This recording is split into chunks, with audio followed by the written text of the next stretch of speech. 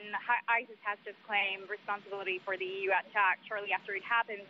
And actually, it's quite rare because in the past attacks, we have been waiting hours and hours until we got a claim of responsibility from ISIS. And this time, they even name the attacker as Abu Yusuf al-Belgiki. So this is a nickname, and they send that information through some sort of news agency called Amaq, and that site that this nickname gives the information that this person was from Belgium. And we heard from a source close to the investigation, this Paris attacker was known to French security services for radical Islamist activity. And the suspect who was shot dead by the French police was the subject of a surveillance file. It was on the radar of the French domestic security services called the DGSI. So we now know that this is a terrorist attack. At the same time, we had French President François Hollande calling this a terrorist attack as well. So there was some kind of confusion at the beginning of the event, but we now clearly know that this is called a terrorist attack. And Margot, what is the mood when you look around you? I'm assuming you still see a lot of emergency vehicles and flashing lights and barely any people or tourists.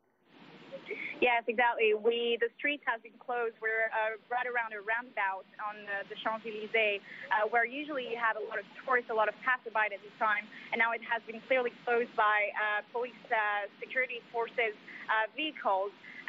Journalists have been asked to stay on the sidewalk. We cannot go through the street, and we actually are now waiting for a press conference from the anti-terrorism prosecutor here in the Champs-Elysees. And this city was already under a state of alert, a state of emergency. So, Margot, what does it mean in terms of moving forward, going forward, and security in the city? And I should add, we are looking at live pictures with police and security everywhere. As you know, we are having the first round of the election on Sunday, so obviously this was kind of a concern. This was the theme of the election, a major theme of the election. As you know, the candidates have reacted on Twitter right away after the attack happened, citing the protection of civil servants, that we need to do something. The state of security emergency has been renewed by the parliament a fifth time, actually in December, and was extended until July 2017.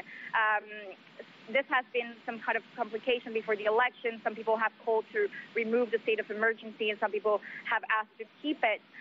But the candidates are fighting for this now.